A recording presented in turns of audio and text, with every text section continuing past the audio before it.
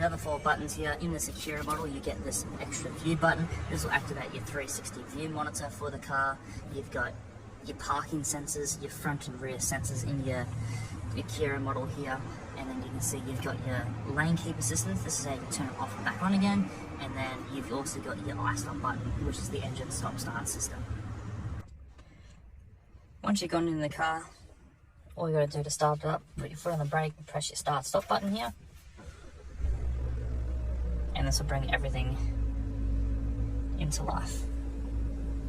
First things first, starting things off in your gauge cluster here, you can see just a couple of things to note. Over on the right, there's your full tank of fuel and the engine temperature.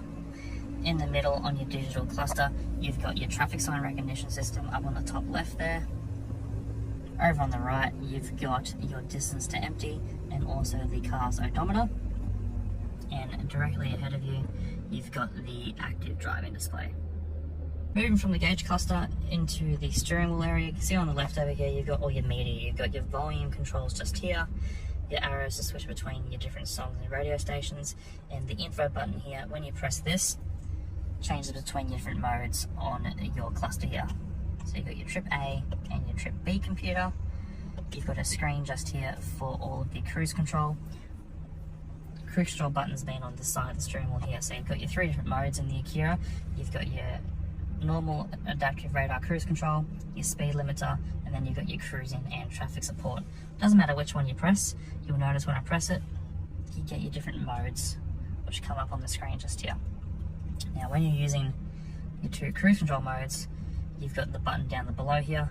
This is how you can increase and decrease the distance to the car in front of you. And each bar represents 2 car lengths. On the right over here, you've got your headlights indicators, always preset to auto, and then over on the left hand side over here, all your windshield wipers, again, preset to auto for you as well.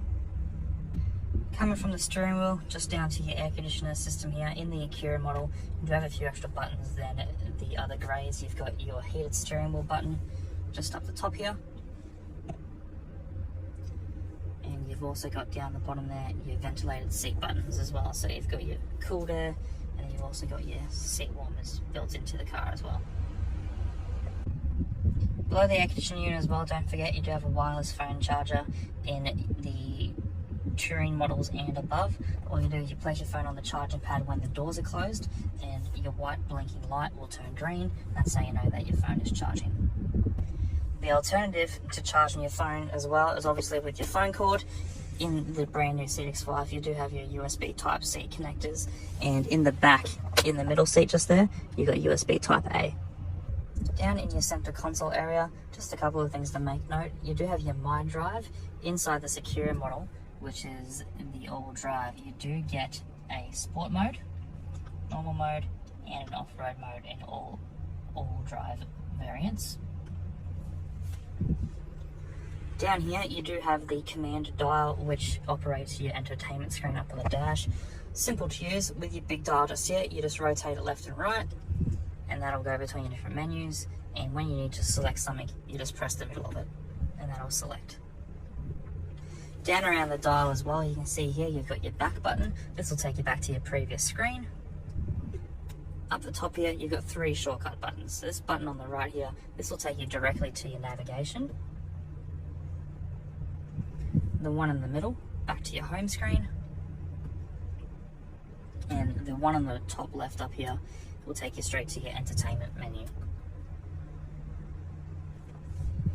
And the button on the left by itself is your favorites. When you press on your favorites, this is how you can go in and configure all your favorites in the car. Your favorite addresses, favorite contacts, and also your favorite radio stations. And the last little dial down here is your volume controller. You can spin it left and right for your music, and you can press it to mute.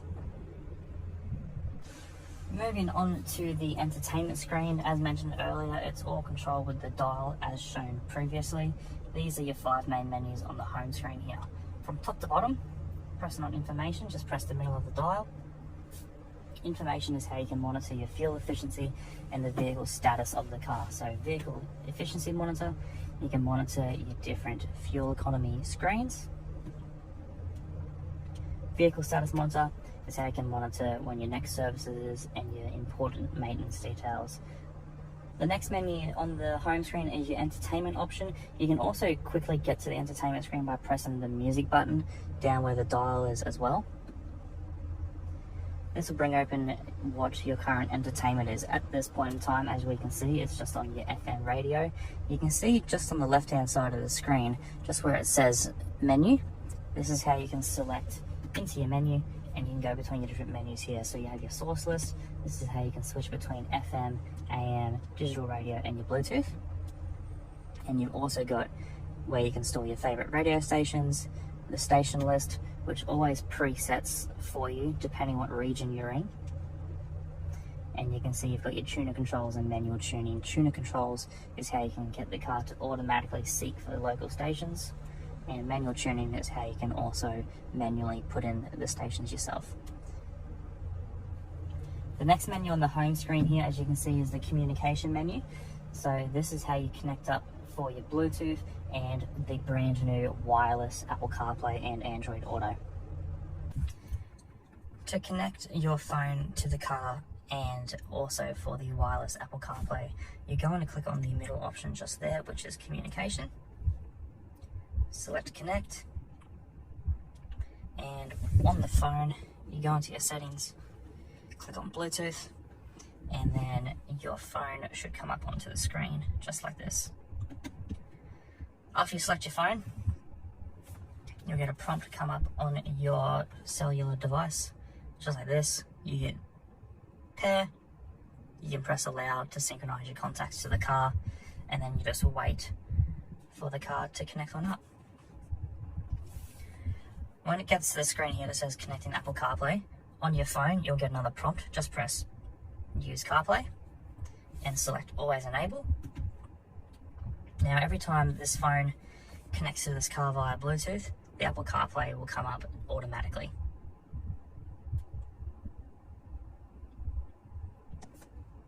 And as you can see, here it is. When the phone is connected to Apple CarPlay, you can see on the bottom right hand side of the screen just there, Apple CarPlay is highlighted green, and just above it there's a line with a downwards arrow to switch from the Mazda screen to the Apple CarPlay screen. Just with the dial, you're just going to pull it down, and that'll bring you back to your Apple CarPlay here. And then you've got your Mazda app, you can press on that with the dial, takes you back to the Mazda screen. Coming from that, you've then got your navigation. You can hit the navigation shortcut button just above the dial as well. That'll take you to your maps. Now, when you're on your map, when you need to put in an address, it is worth noting you must be stationary with the handbrake on, otherwise everything will be grayed out and it won't let you put in an address.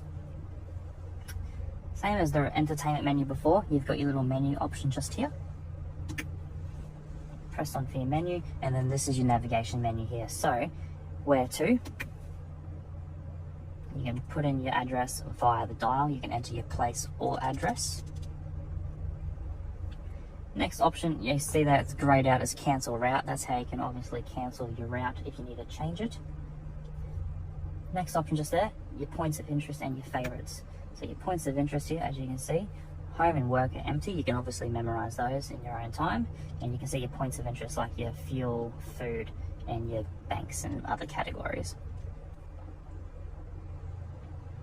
You can also change your view mode. You can change it from 3D to 2D depending on your preferences, and you can look at your different bits of travel information, help nearby, whereabouts are you, and about the area that you're in. Navigation settings, this is how you can come through and customize how the screen looks and how it warns you. So you can go into your warning settings, for example, and you can choose the color visually or audible cues for speed cameras and alert points like your school zones and your congestion on the highway. And the last option on the menu here, mute guidance, you can make it so it doesn't speak to you. Last menu down the bottom here of the home screen is your settings. Now in the settings, you've got a few different options as you can see. So from top to bottom, in vehicle displays, this is how you can monitor your center displays and also the active driving display on the windshield. Active driving display, this is how you can raise and lower it. change the brightness, and you can even tilt it if you want. You can also choose what it displays also. Center display just here. This is how you can go through and change the brightness of your screen, and you can also get the car to bring open a driving results at the end to see how your fuel economy was on that particular drive. Next setting just here is your sound settings. This is how you can change the notifications of the car for when the blind spots go off, and the lane support systems, and also your audio settings for the speakers. Now in the Akira model, this one is equipped with the Bose audio system. So as you can see here, you can adjust the surround sound and also the audio pilot for the car as well. Safety settings is how you can configure your safety and driver assistance features. In here, you can go through all these little subcategories here, turn on and off certain safety features, change the sensitivity of all of them, and you can go through and customize how the car behaves to your liking. Next menu here is your vehicle settings, which is how you can configure your convenience features. You can adjust the doors, different lighting modes, and your turn signals inside the doors. Just one thing to note, you can activate your keyless walkaway auto lock if you have the advanced keyless entry. This lets you walk away from the car and it will auto lock when the keys are out of proximity. Connectivity settings is how you can add and delete more devices to the Bluetooth and Apple CarPlay Android Auto systems.